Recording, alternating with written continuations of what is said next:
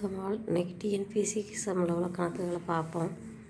முதல் கணக்கு 12x square root of 625/25 எனில் எக்ஸின் மதிப்பு என்ன? இந்த 12x எழுதிட்டு இந்த 625 வந்து நம்ம எப்படி பிரிக்கணும்னா 5 × 5 5 25 25 × 5 125 125 × 5 625 இப்படி நம்ம பிரித்து எழுதலாம். 25 5 × 5 எழுதலாம். இது ஸ்கொயர் ரூட்டுக்குள்ளே இது எல்லாம் இருக்கிறதுனால 2 5க்கு ஒரு 5 எடுத்து எழுதணும். நம்ம ஸ்கொயர் ரூட்டை ரிமூவ் பண்ணிடலாம்.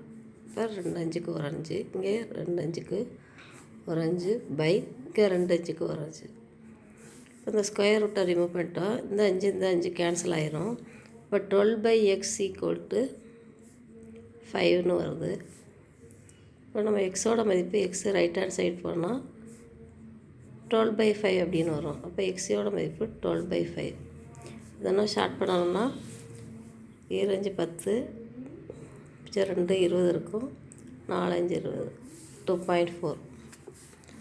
அடுத்து ரெண்டாவது கணக்கு பார்க்கும். 1 மீட்டர் 50 சென்டிமீட்டர் மற்றும் 1 மீட்டர் 80 சென்டிமீட்டர் இரண்டிற்கும் உள்ள வீதம் என்ன? இப்போ 100 சென்டிமீட்டர் வந்து 1 மீட்டர். அப்போ இந்த 1 மீட்டரை வந்து நம்ம சென்டிமீட்டராக மாற்றிட்டோம்னா 100 சென்டிமீட்டர் வரும். நம்ம அதை 100 + 50 150 சென்டிமீட்டர் வந்து முதல் வேல்யூவாக நம்ம எடுத்துக்கலாம். அதுமாதிரி ரெண்டாவது வேல்யூ வந்து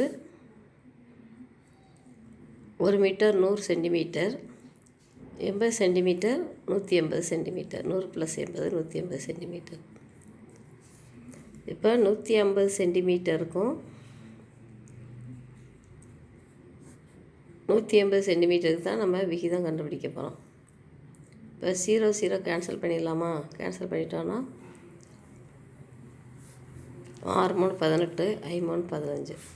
இப்போ நமக்கு விகிதம் 5:6 அப்படின்னு வருது. விடை 5:6.